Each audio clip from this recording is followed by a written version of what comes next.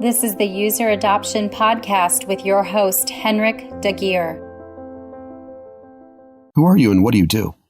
Hi, so my name is Jason Whitehead, and I am the CEO of Tritons. And Tritons is a user adoption training and consulting company. And for many years, we've been working with medium and large-size organizations, helping them to really accelerate and sustain user adoption of IT systems across their organization. And increasingly, we're actually now working with more software vendors, helping some customer success programs where they're helping their customers accelerate adoption of the softwares that they're purchasing. How are you involved with user adoption?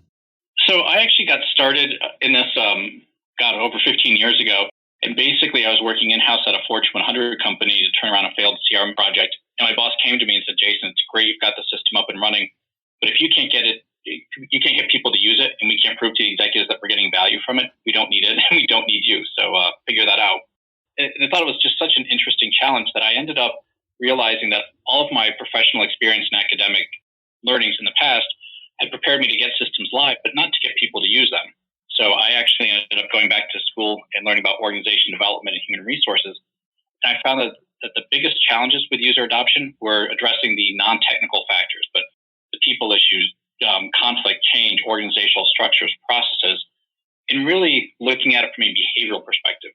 So what we do now and what I do is when I'm coming into organizations, I help them figure out what are the strategies that they need to put in place and what are the programs that they need to build to make sure that they can get people using systems and technology right away, but then make sure they also have in place the structure and practices they need to make sure that people keep adopting it and keep using it 3, 5, 10 years down the road as things begin to change.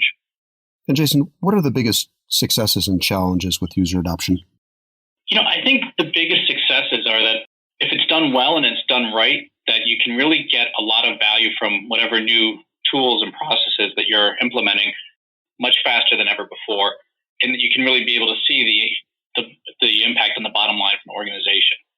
Now, the challenges are many, and one of the things that I definitely believe and have seen time and time again is that organizations are really good at building and deploying technology, but they really struggle to figure out how they can get people to use it and create value from it.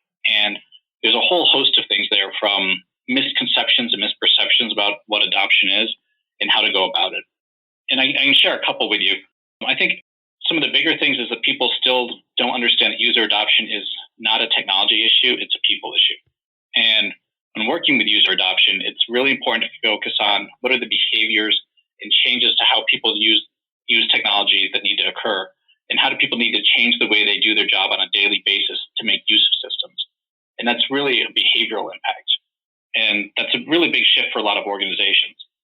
A couple other big challenges is very few people in organizations are formally assigned the job of actually having to go through and make sure adoption is happening and that people are getting value from the technology that they purchased. So they don't have someone who's responsible and accountable for making sure that systems are adopted. They don't have the tools and processes in place. They don't have the structures for it. And instead, they focus just on the system itself. People seem to think that just change management is enough, and they look at change management as it's traditionally been applied, focusing heavily on training and communications, and try to tell people on what's in it for me. And those practices do not really work effectively when it comes to IT projects and driving sustaining adoption. Those kinds of activities are really good when it comes to major organizational shifts like a reorganization or a new regulations just come out, really when you're going from one static environment to another static environment.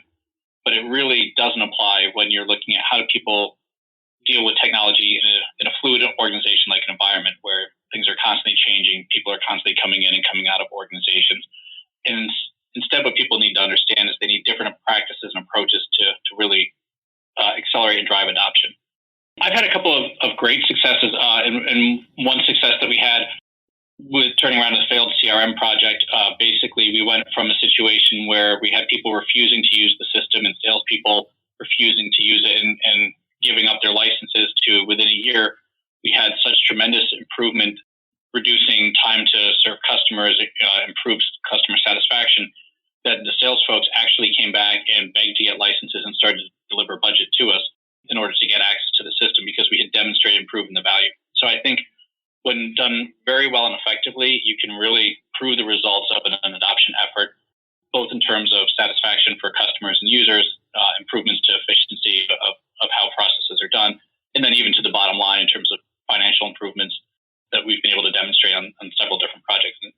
been great fun.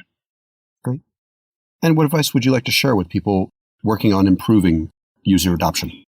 I think a couple of things. First, check your assumptions. There's a lot of assumptions out there that really don't hold water. Everything from all you need to say is people have no choice but to use a system. People always have a choice, and there's always degrees of freedom involved. Another piece of advice is look at your methodology. A lot of approaches that have traditionally been used are not effective. Change management on its own does not get you there. Just focusing on the technology will not get you there. You really need to look at the organization as a whole system to understand what it is. And then the other piece I would suggest that, and this is very powerful, is start by asking, what does success look like 3, 5, 10 years after go live? Once the system is live and stable and people are no longer just focusing on the system, what is success? And what does that mean from a business outcome? What does it mean for adoption and how it's used? And then from there, try to figure out, well, what are the steps and processes that we need to put in place to make sure that we get that level of success and we keep it year after year after year. And when you start to shift your thinking in that way, you can open up a lot of new possibilities.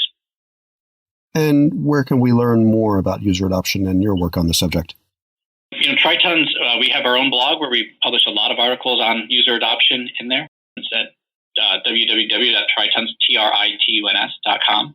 We also offer a variety of training programs online and in person to really help people in this. And we work with both software vendors and the buyers of software to help them drive adoption internally. So we're always happy to help people out wherever we can. For more on this, visit useradoptionpodcast.com. Don't forget to please subscribe, rate, and review. And for a book about this, check out useradoptionbook.com. Tune in next week for the next episode. Thanks for listening.